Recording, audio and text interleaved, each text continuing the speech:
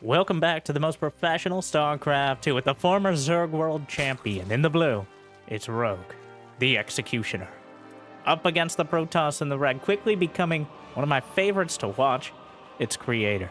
A best of three, Protoss versus Zerg, with two players who are arguably too willing sometimes to take risks to get ahead. But that's what makes it so fun to watch. And if you agree, it'd be awesome if you could like. And if you haven't made it there yet, subscribe. And Jimmy, what are we? What? 1,331 likes on this series, on this cast. I'll cast another one. And I'll probably do it anyways. But thank you for watching. Hopefully you've had a good day so far. And hopefully it's about to get just a little bit better. Twilight and Robo for Creator to start things off. Definitely already a creative build, as the Stargate is 85-90% of the time the default choice. But occasionally, wait, is it the Shrine to Dark?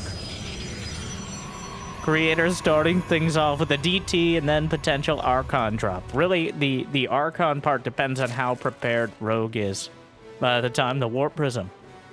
I'm going to go out on a not particularly long or vestigial limb and say it's going to be a Warp Prism, but the DT Archon is such a different style than the early Stargate. It leads itself to follow-up pushes, usually in a very timely manner, but also has a big risk attached to it. One, you don't have a Stargate at all, which means I'm much more vulnerable to a lot of lair tech, not nearly as much scouting.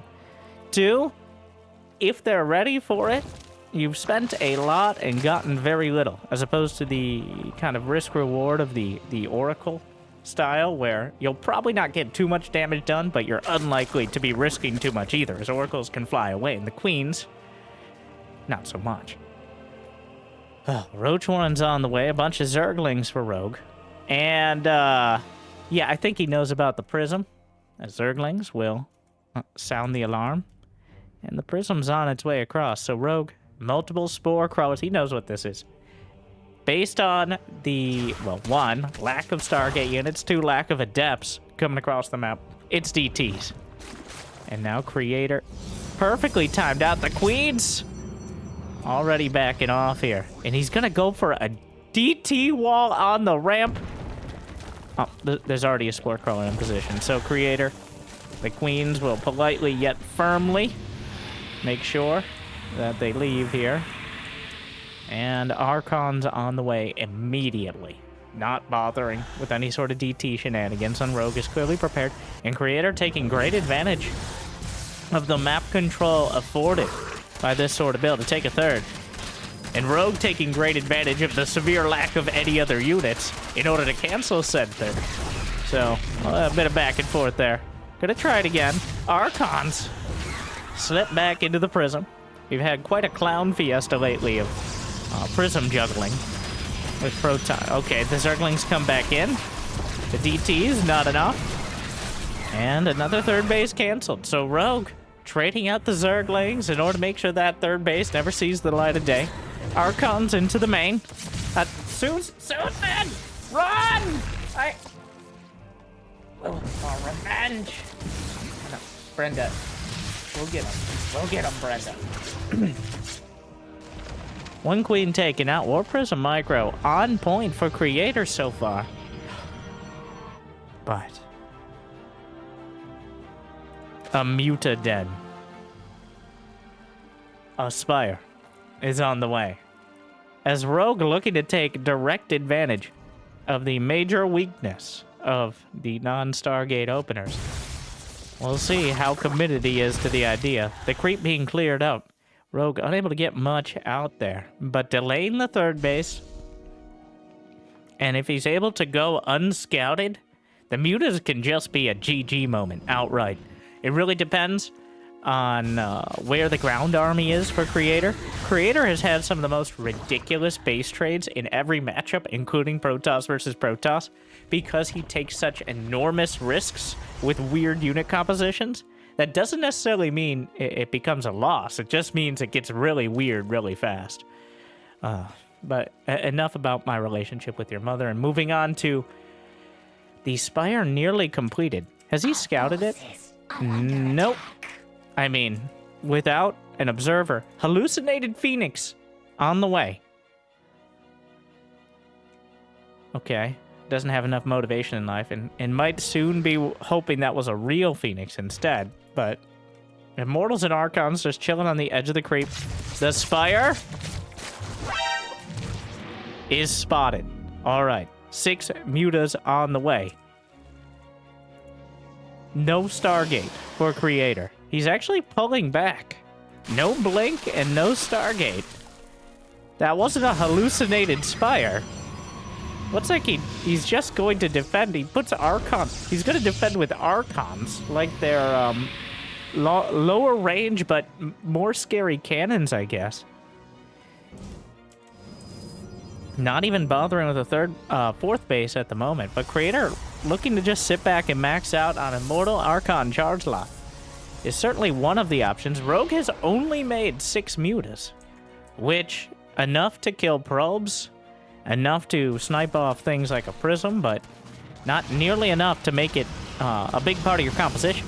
Mutas are kind of like croutons, where if you add them into the salad, in this case, I'm assuming, I don't know what other scenario you'd find croutons in the wild, but then they're a nice, fun variety. But you get too many of them, and you no longer have a salad with croutons, you have a crouton salad.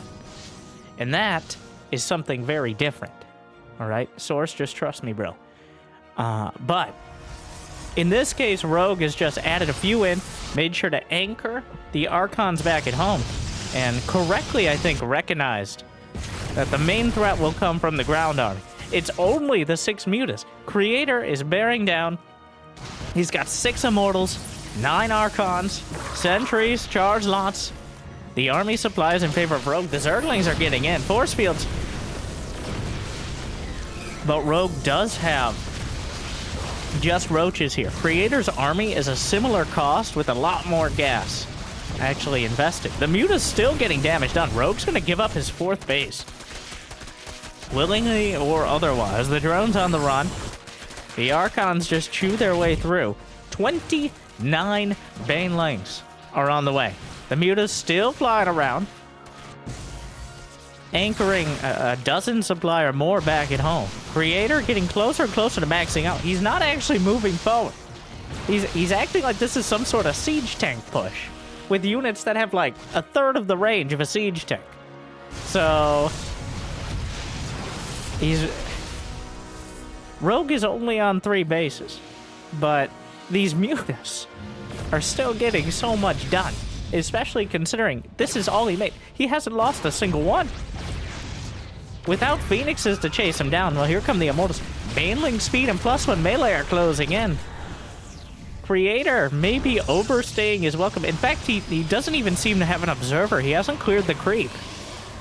But he doesn't feel confident moving forward. He says this position, with all the Archons and Immortals, just so incredibly hard to dislodge. It's better to do this than it is to try to press forward. But Baneling speed and +1 melee are done. Rogue pulls the trigger on the attack. The southern flank will be pushed back, but to the north, also plenty of firepower from Creator. Another Archon going to be picked up. Rogue has taken a 4th base there. But trying to break that position just does not work out. Another Immortal. Creator getting closer to maxing out. Just now adding drones. Rogue only at 62, so he doesn't have a huge economy, but here comes Creator. Seems to be ready to go. The north side, plenty of Links and Banes rolling in. Archon's not a particularly great target for him, but seems to be good enough. As the Roach Ravager is breaking through the southern flank, the Immortals more than enough. But the Archons juggled spray and pray from the corrosive bile. The Mutas just unceremoniously fly through the Archons here. Another warp at a charge lots. Creator still moving in. Roach Ravager. Refill. 21 roaches in production. And that's the timer on Creator's attack. A wave of Ravagers. Actually, something of a biological force field there. And the Ravagers are breaking through. The Zerglings are tanking a lot of the damage from the Immortals. They aren't able to focus on the better targets here. And the Mutas also getting involved, but Creator plummets to 80 supply. He never got a fourth base. The Corrosive Ball knocks down the Prism, and Rogue will hold out and win game number 1. Quite a decisive victory, despite the precarious position that Creator put him in. Creator just hoping Rogue would break himself on the Archons, but Rogue, come at me, bro. He's just sitting on his front lawn with Immortals and Archons. But Rogue waits until Creator decides to finally attack in. I'm not sure if it was the right call to sit back and wait for Rogue to come to him. It feels like a 3-base Zerg should not be able to compete with a 3-base Protoss. But remember, during all that, Rogue was building up more larvae to refill. He waited for Baneling speed and +1 melee. Creator can only warp in so many units, especially because the Mutas took out like 20 probes. So the Mutas, a surgical option. Those dangerous croutons flying around, taunting the Protoss, who can't even enjoy no matter what variety of salad, because of course, they don't have mouths. Like and subscribe for more Protoss facts. Do you know Protoss, while they don't, Protoss can create tiers. Alright, just look at the BattleNet forums. Not of their own. Also, don't do that. That's a health risk as well. Mental and otherwise. BattleNet forums, of course. Game 2. Creator. It was an optimistic composition. The Immortal Archon charge lot against your average player can have overwhelming success. It is one of the best. It is one of the easiest to use for highest level of results kind of compositions. But Rogue just picks it apart. And by picks it apart, I mean drowns it in a bathtub. As he was still so close to his base the entire time. It takes a lot of patience. It's the same logic as when you're dealing with siege tank pushes. Which is this actually threatening me? You have to decide, because even though the siege tanks are there, being annoying, and usually it's siege tank pushes that are overstaying their welcome like that. Is this Adept gonna get kills? Nice dodge. Gets one. But if it's not in range of your economy, if it's not actively killing units, do you need to deal with it now, or can you wait? It's very stressful to have those units on your front lawn, but you want to wait until the last possible moment. Get as many upgrades, get as much larva. This was much more relevant. It's kind of a Wings of Liberty almost style, where these slow-moving pushes were more common, I think, because lower economies kind of lend themselves to it. But in this case, Rogue applying that logic to great effect. Now he's got a bunch of Zerglings, but on the wrong side of the map to deal with the initial Adepts and an Oracle as well. The Queen's going to focus on the Oracle, but who's going to help the drones? The Adepts, already 3 drone kills. The Zerglings denying another base, and into the main with both Adepts. 1 HP is still full damage. 6 drone kills. Now this. Oh, and he gets 7 on the way out. Which is just too much damage for that amount of Adepts to be doing. Did he kill the Oracle? No, the Oracle got away. Now, gets some consolation here. And the Stalker kind of wandering out. There's nothing in the wall right now. Warps in another Adept. Well, these are some consolation prizes indeed. 2 Adepts and a Stalker get ripped apart, which a bit of a lackadaisical micro there from Creator. But the Oracles come in and will burn through some drones. That synchronized slaughter. Lighting up the drones. These flashing lights are dangerous to your health indeed. 7 more kills. 15 drones in total. So Rogue down 7 workers as the third base comes up. Looking for more Adepts, but the Oracle with its upturned, pretentious-looking nose. And yes, it is a pretend. The Oracle's such a pretend. It's named the Oracle. Okay, it's one of the top 5 most pretentious units out there. I think battle cruisers up there.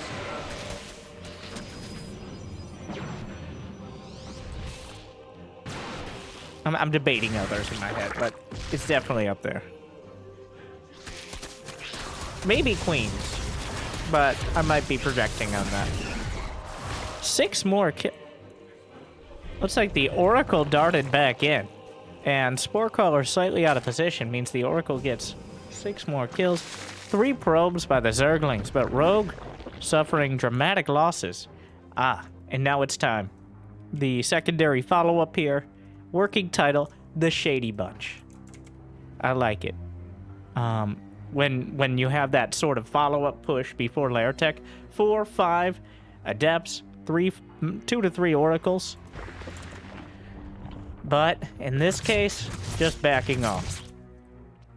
Creator not going to be opting for that early mid-game timing, as he's already done the damage for 1. Wow, this Oracle's so self-sufficient. You got enough energy, and you can detect things for yourself.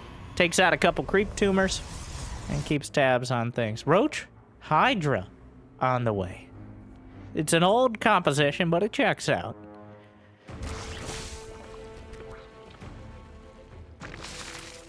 A dozen Zerglings. And Rogue at 66 drones. The mark of a timing attack. As that is full 3-base saturation and not a drone more. So the max economy you could get. And then leaning into mass units. Rogue with 9 Hydras on the way. Blink is done. Things gonna get spicy fast here. As an infestation pit as well. Creator up to 69 probes and counting, which is a nice mid to late game economy. He is reaching for pretty much all of the tech as well. He's got a Robo Bay on the way, charge and production, plus 1 ground weapons, and the Templar Archives?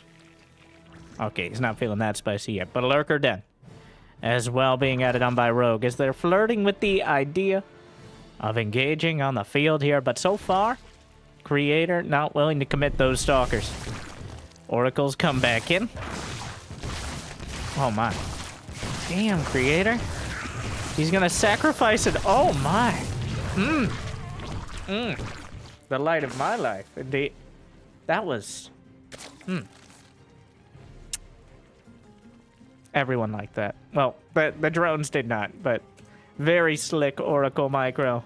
Makes the call. I like that he made the call to just lose an Oracle. I hate when people go in and they don't commit. All right? Are you going in and you're going to lose the Oracle, or are you going to try to pull out at the last second? That's just not good planning. You got to know what you want when you go in and try to get the drone kills. And right now, Creator with 35 drone kills between the Oracles and the Adepts. But there are 5 Lurkers on the way. They're not yet completed. The Hydra's targeted. Just a slick blink back. I gotta say, Creator's Micro has really... Even though last game he ended up losing, that didn't mean his Micro wasn't on point. It was the decision-making, that... The strategery, if you would, that ended up being the more difficult part. Though dealing with the mutas was a real struggle. That was weird. Creator sharking around with the Stalkers. There's not enough, and without their high-tech upgrades, the Lurkers just aren't that scary to the very mobile Blink Stalkers as long as he's paying attention. Observer comes in, blinking out of range of the Lurkers. He easily deals with the Changeling. And a Fleet Beacon and a Templar Archive already on the way for Creator as he's filling out the tech tree. There's a Colossus over here. Oh my. Cover up the names and you think Classic is playing. He's going for a science victory, trying to get 100% of the Protoss tech completed before dying to the Zerg. Wow. Picking off Lurkers and already working the carriers with Storm on the way. Is there a Nidus? There is no Nidus network. The Observer... Oh, the Overseer, sorry.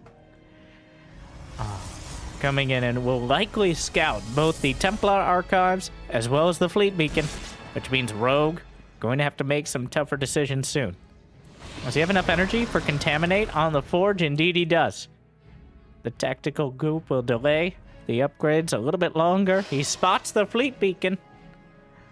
And a Chrono Boost, is he going for a mothership and has too much supply? I think so. I think Creator tried to build a mothership, but he's too close to maxed out. Alright, needs to trade out some of these units. He still has a few adepts that look ripe for the chopping block here.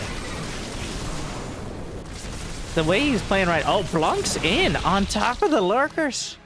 And gets them. Realizes 2 lurkers are a weak point in the defense. It's just not enough. And the mothership's on the way. What did he lose? Did he kill some of his own probes or something? Or did he just lose enough units for it? I'm not sure. But the mothership on the way. And now fighting on the field. Nidus is in the back. Warps in immediately. Thankfully for Creator, he does have that extra supply. But the Roach Ravager is out there. Not particularly subtle, but a lot of potential DPS if there are no storms. The Nidus is dealt with. But Creator... he feels like the Zerg player right now, outflanking. Storms will zone out. A Dark Shrine on the way, and I think that will complete pretty much every tech building that Protoss could build. Well, gets a feedback onto the Viper, and that means the Colossus will help to zone out a tactical Nidus from Rogue to reinforce the push outright. Mothership still on the way. Immortal count, pretty damn high, and going to be very helpful for dislodging the lurkers, but there's a lot of lurkers to deal with. 13 with 6 more in production. The Nidus can be taken out. Creator coming around the back, cutting off the reinforcements, takes out the Nidus. And this attack still... Now it's Creator's turn. Is this threatening? Indeed it is. Cloaks the mothership. There's no detection. So that means he can protect the Nexus for now. Creator just goes into a base trade. The lurkers are slipping in towards the main base. And Rogue... does he have anything back to defend? All the lurkers are on the other side of the map. Creator will lose his 3rd. And he will lose his natural. And the 4th base is looking bad as well. But Rogue losing his 3rd. There's a carrier on the way, but the lurkers are coming back to defend. There is an observer here. Storms trying to rip through the lurkers. But they're doing a lot of damage in the process. Loses a Colossus. There's still a couple storms to work with. I'm not sure if Creator's looking this way at things. There's still one. He has a storm. He uses an Archon. Drones are pulled off the line. Probes are dying. The Oracle still helping out. Rogue down to 1. What? Rogue just taps out. Rogue. What am I missing? I mean, it's not good. I'm gonna go back to... So it's certainly not incredible for Rogue here. This is not a fun scenario. He's having a tough... He's gonna lose a lot of these drones. He lost the 4th as well, which means Creator has a base he can easily mine from. Rogue, that's not necessarily true. This base could be under attack momentarily. But the lurkers are still doing damage. They're cutting off. They're about to kill an immortal. These lurkers could kill this base, a bunch of the probs. Rogue, I'm gonna give it a yellow card. I'm not gonna say that Rogue was in a winning position, but I'm gonna say that this was certainly not over. There's still potential here. He's got some Hydras in production. He has lurkers actively on the field. The mothership died because of course it did. Yeah, well, there's still a lot. Okay, there's still a lot of immortals down here. Yeah, well... Is there enough for a storm? 20 GGs. There's still 2,300 minerals in the bank. It's no, it's still a strong yellow card. I give Rogue about a 10 to 25% chance here. Rogue clearly gave himself less than that. I still Hive Tech. It's not good, but it's not over. But Rogue clearly not willing to fight it out from that position. Well, Creator strikes back in a narrow victory, but a victory nonetheless. And sometimes the emotional victory is the most important one, as it is a very tough army to deal with. I think Rogue may have looked at the army coming in towards his main and said, well, that's way too much, without really realizing he still had the lurkers on the other side of the map, which can't really come home, but are still getting damage done.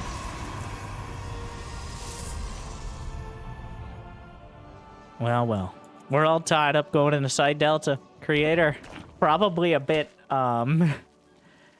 shocked by the timing there, knowing that the lurkers were still killing his units and then the GG comes through.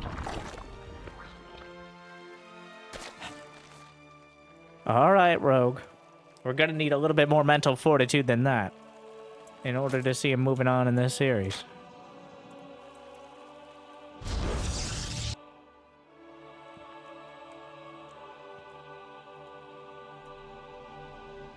I think, now, this is not the World Cup IEM Katowice finals. We're looking at a weekly cup. We got hundreds of dollars, not thousands, tens of thousands on the line. So, players not... Rogue is someone who's made almost $1 million. Has he made $1 million? Something like that, in winnings. So, this is... If you're frustrated in one of these tournaments, I get it. It's kind of like a random ladder game for most of us normies. Well, those who play ladder games, which already puts you above and beyond. You should feel superior. Like and subscribe for more. Well, then again, I've just insulted 90% of the viewers, but that's okay. Moving on. I think 10% is the cutoff. If you're not in the finals of one of these weekly tournaments, 10% chance of winning. If you're below that, especially if you're in... I think it was above 10%. You let me know. I don't think it was above 50. Certainly not a winning position. But mistakes can be made with lurkers on the field. So... But Creator did what Creator does, which is, instead of taking what could have been an outright winning fight, I really think Creator could have just dismantled that lurker ball. Creator's like, nah, we're base trading. Which seemed like the worst call, to be honest. But that's how Creator do. He can't help but create drama. Or die trying.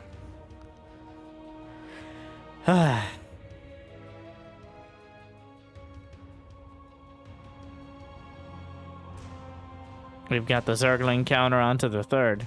It was a rough start that game.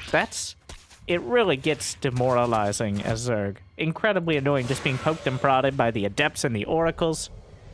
Creator's done such a good job with it, and there's almost no way to prevent damage without being so far behind economically later on. That's the real issue. Like, you can build enough Zerglings to zone out the Adepts and have Spore Crawlers into... Oh my god! The stasis! Oh, it's a disaster! The drones? What is the... I gotta go. I need to know what happened. How? How is it that the Queen and the drones in such different places? Was that like the very edge of the radius? The stasis comes in. How does the Queen even end up in there? What? Brenda, you need to cut down. Oh my. Even your toes were sticking out. Alright. Yeah, the ones you post on Dronely fans. The Queen's toes were just barely within... Oh no, now 7 drones dead. Oh, this is just... I feel like the stasis is worse than the drone losses. Even though those drones and the Queens will come back, it's just... It's embarrassing. All right, it's a bit shameful. Now they're gonna get made fun of. I'm making fun of them. All right, and I don't really have much room to talk, so, but besides this entire channel, but otherwise.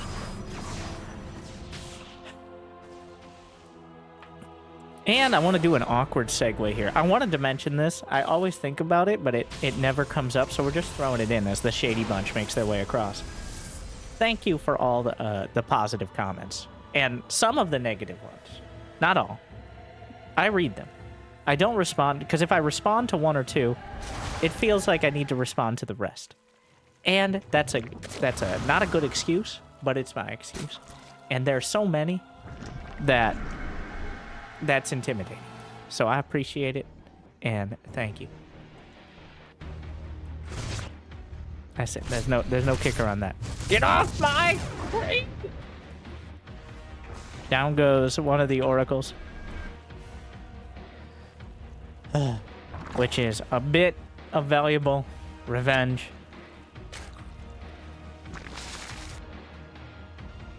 And a massive... Ooh, a whole get-together here. Yeah, see, it doesn't have glaives. He just has like 10 adepts. What is this? He just kept building adepts. And now here we are. A hard wall of Evo chambers. And the queens. There's just so many adepts. Just random ass adept timing. Oh, no. Okay. All right, gets the oracle. Very important. Jams themselves into the service entrance here. A little Reaper Cliff. The queens will strongly disagree with their presence. Another Evo chamber block. The adepts will just...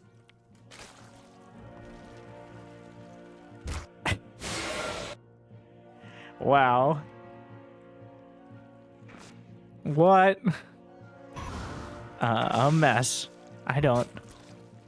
Creator just all over the place. And it's working, too. Like, it's the same units that you're used to seeing, just at a different time, in a different place, with a different number.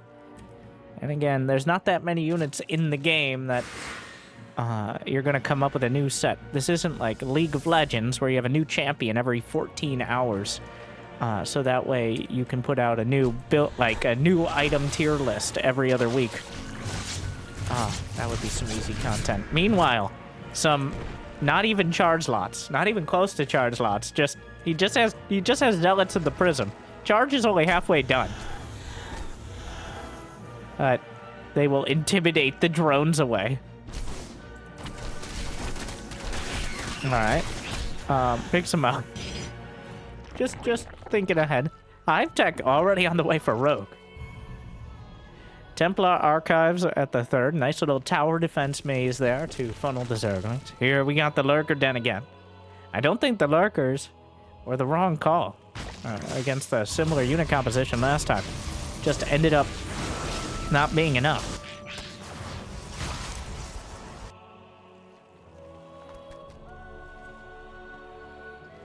Hydra's in production. Storm on the way. And now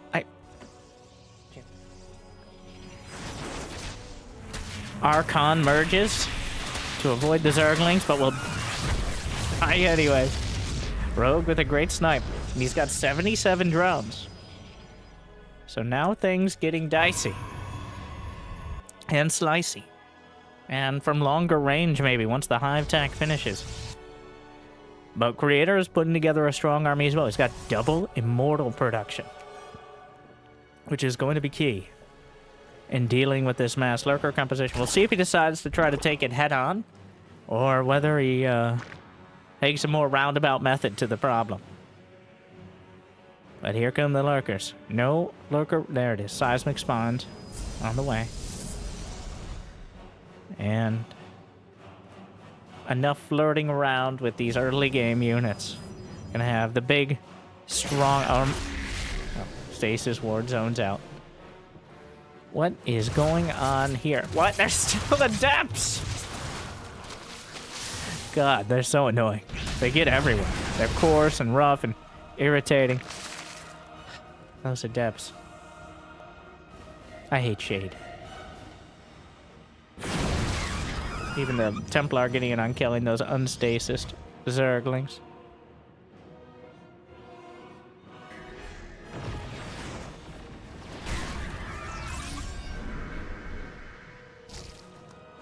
Is that a real-life Phoenix? Indeed. He built a single Phoenix. I guess he did open Stargate, but I like just going for the Phoenix. Just having it, zoning out overseers and stuff like that. I feel like that's something that gets overlooked. Just having a single anti-air unit to stop things like Nidus, just overseers in general, and to slightly discourage more adepts, zealots, rogue, and getting picked apart here. The Queen, Brenda!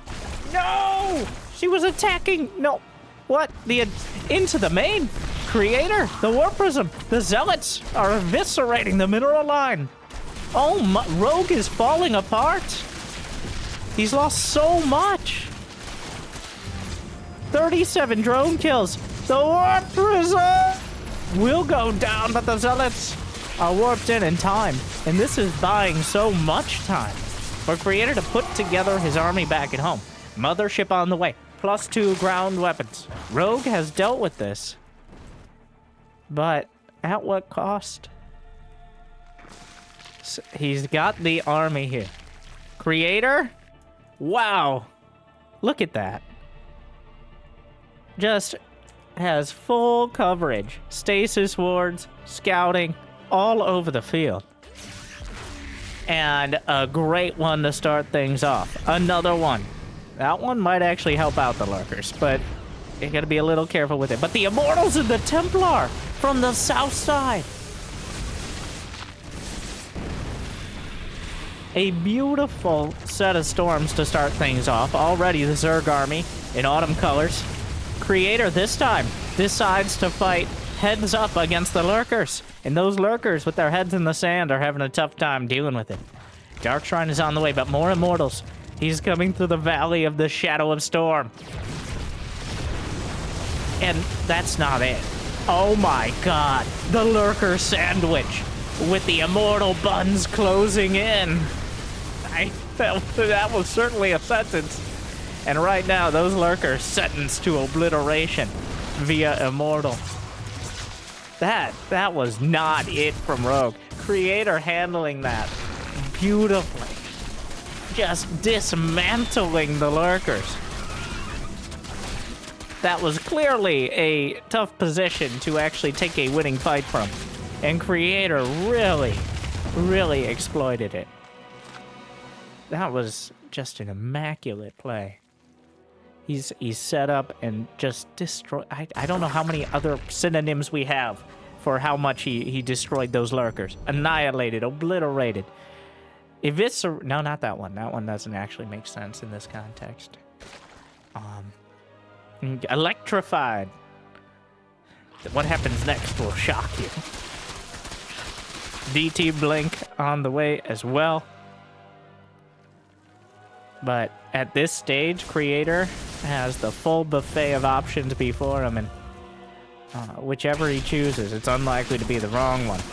Rogue has a very narrow path that he can work through. He still has Lurkers. He's got a bunch of Hydras on the way. He needs to try to pick a fight where he deals with the complexity of the army. He's got to get rid of the 10 Immortals. The 10 Immortals, a mothership on the way. But if the first wave of Lurkers wasn't able to do it, he doesn't have any Vipers. He doesn't have a Spire. It's just Lurkers. He's gonna dunk down onto the 4th. There's not a multi-pronged defense here. The Storms will soften up the front line. The battery overcharge helping out. The Templar Archives itself is vulnerable. And this is a risk out of Rogue, but he has to take him now. Oh no. Oh no, here he goes. He's Creator's just walking across the map. Come and get me. That's so many Lurkers. The DTs. And another base. 16 drones. My god, the DTs. He started the series with DTs, and now he's looking to end it. 17 drones down. DTs in the natural. Another base. And Rogue can't really find a target. He's got 13 lurkers, 8 more on the way. DT's killing so many drones. Creator. He's perfectly fine back at home. He's rebuilding the Templar archives.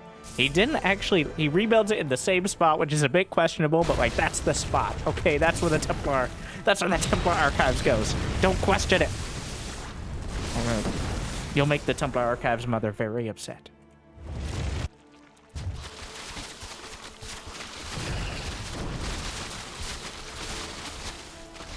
Adept still on the high ground, serving a purpose in scouting even at this stage. And Rogue just getting run around.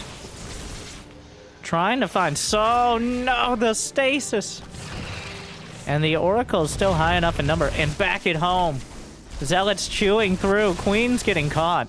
Rogue with a desperate... Creator just goes for the base trade. He doesn't even bother. He's pretty confident he can repeat history here. Well, this is awkward. A bunch more lurkers. Drop down, but not enough. But be careful not to storm your own observers there. Loses a lot of the Templar. Meanwhile, Rogue is chewing his way through, but he just taps it out. And this one is a little less questionable, I think. It's clear where it's headed, even if it's an awkward time to do so. But Creator, again, just kind of sidesteps the fight. Walks across, glides across, and claims victory. Rogue is at 24 drones. Creator still has multiple bases. This army clearly beats Lurkers, heads up. And a tough series. Oh, this base is also dying. The DT. Okay.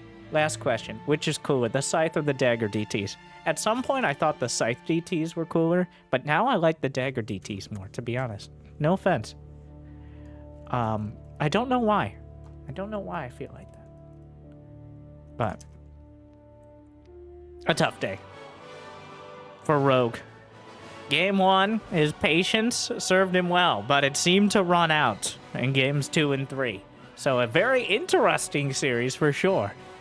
As Creator claims victory, but hopefully you enjoyed. If you got the means and motivation, it'd be awesome to check out Patreon and YouTube membership. But I hear liking and subscribing is still free for now. So thank you for watching. If you haven't yet checked out the second channel for YouTube streaming and more content, Winter Gaming TV, find a link in the description if you got some more hours in the day. But otherwise, I'll see you next time. Good luck. Have fun. Stay tuned.